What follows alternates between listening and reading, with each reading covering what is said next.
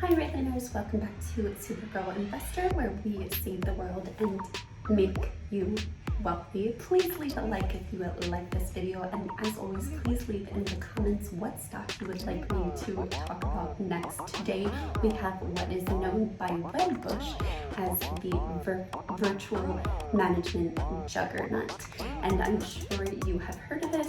I have personally used this in my work office space, and it is being hailed as this next generation digital platform for e-signatures, and this is of course docusign, ticker symbol DOCU. It's been raved about by Cathie Wood as a very disruptive and innovative technology, and it's also saving the world by saving paper. It makes the work in an office space environment much more easy. It makes signing very easy and seamless, and it makes closing offers very quickly. So why did this great company sell off?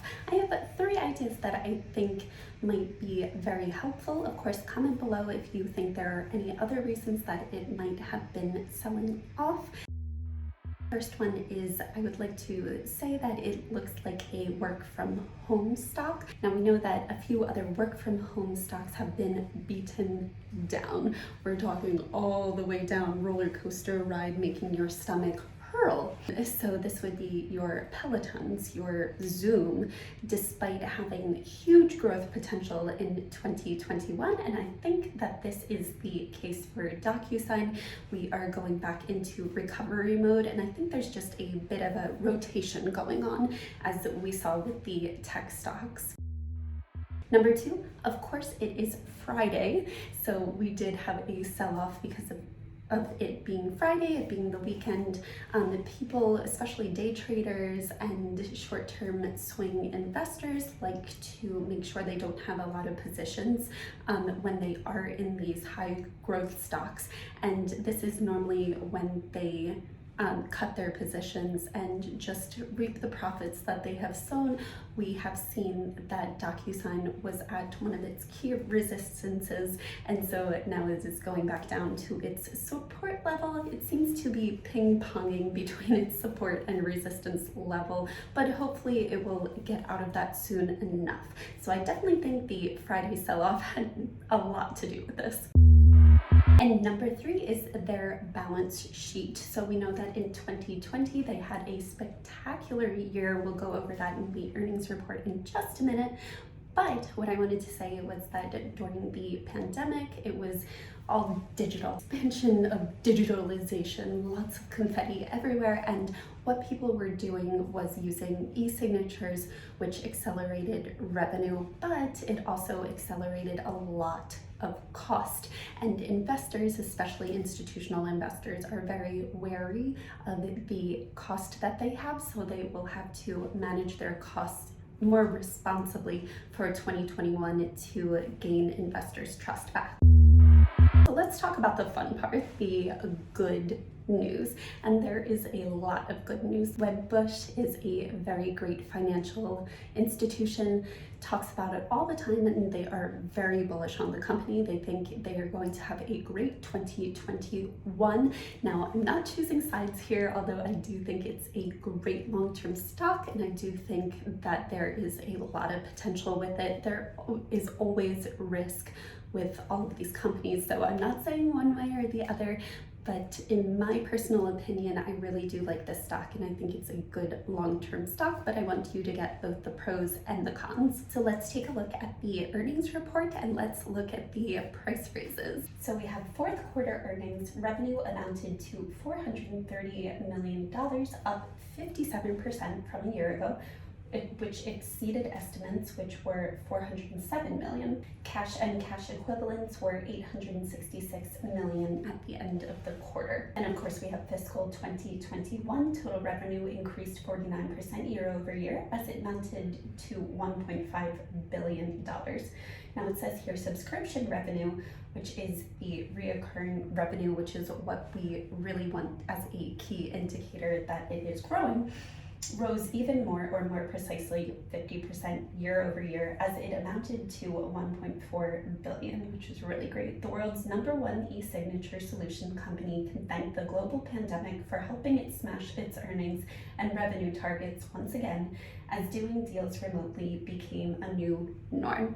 Now, as you've probably heard from Kathy Wood, she likes to say that the pandemic only accelerated the growth of innovation. So if, in her mind, she believes, and many people who are technologically savvy believe, that technology is just being accelerated now, that we are not going to go back to what was normal, that we are going to plow ahead into more of a technological era, which is a mix between work from home and a mix of office space. And in my personal opinion, I do believe that is so I think that DocuSign's accelerated growth is just going to keep increasing. Now here's the forecast, which is something that I think is very interesting. The dominant player in the e-signature market was capitalizing on secular tailwinds even before the pandemic started, and it's trying to gain traction globally. Therefore, it can be argued that the pandemic merely accelerated its growth in 2020.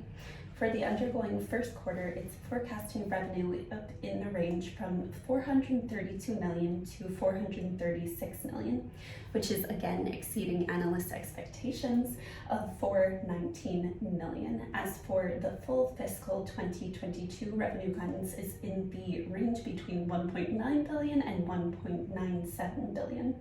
1.96 billion and 1.97 billion, which is again very grossly exceeding Wall Street's of 1.46 billion forecast. So again, I think especially this is very interesting to note.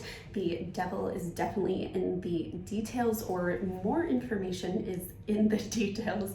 We're seeing that DocuSign's revenue should be propelling at a very high rate in 2021 and 2022, because they started their growth and their high growth before the pandemic started, so it wasn't all because of the pandemic.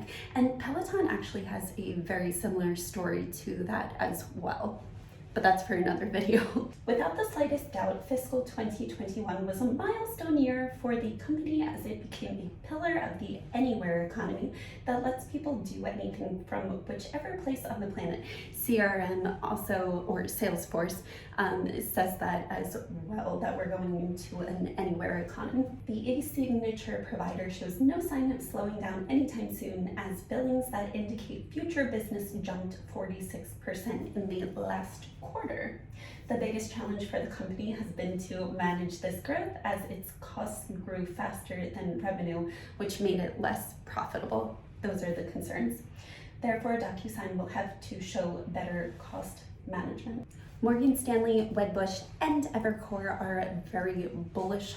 They are very great long-standing financial institutions, and they all have an overweight rating. Evercore raised a price target to $285, and Morgan Stanley raised it to $290. And then Wedbush, actually, this is their quote: "To this point, we believe that DocuSign is in a sweet spot to continue to receive significant customer spending, given its unique solution set amidst an elongated WFH backdrop, with an e-signature shift that has likely permanently changed among enterprises moving forward," the investment firm's analyst said.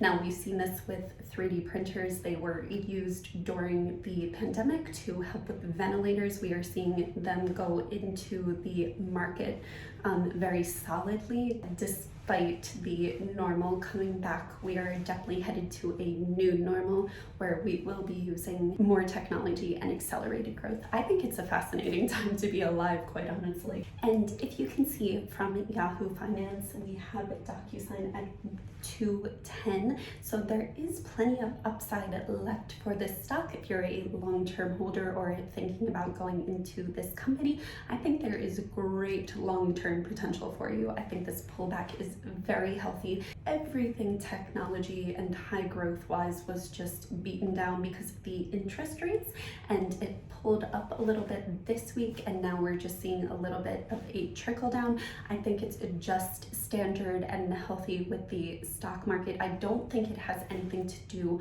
with the actual earnings report. I think they're set for a record year for 2021. I think they have an amazing platform and an amazing product, and I don't think they're going anywhere. So if we look at the average rating, it's a rating of a buy, which is very good. And it also has an average price target of 278, which is about a 30% upside, which is very nice. As you can see, it's been toddling between key supports, which right now it's under the support, which is a very good time to enter it. We were between 220 and 260 area. Now we're a little bit below. So honestly, now I think is a really good time to buy. Again, this is just entertainment. Of course, it could go lower. I would just do a starter position with this stock. I am personally invested and a long-term holder in this stock. I think it's a fantastic company. I think it's helping the environment with no paper and going digital. So let me know your thoughts below. What do you think of docusign? What are your pros? What are your cons? Trying to give you a whole picture over here, so you can do your own due diligence, of course, but I just want to enlighten you about recent events and about the earnings report and what's actually going on with the stock, because I know that the stock market can be a little bit crazy, but that's why I'm here. So thank you so much for watching. Of course, please leave a like and comment below if you would be so kind. I love each and every one of you. Go save the world and go be wealthy. Bye, Raylinaires.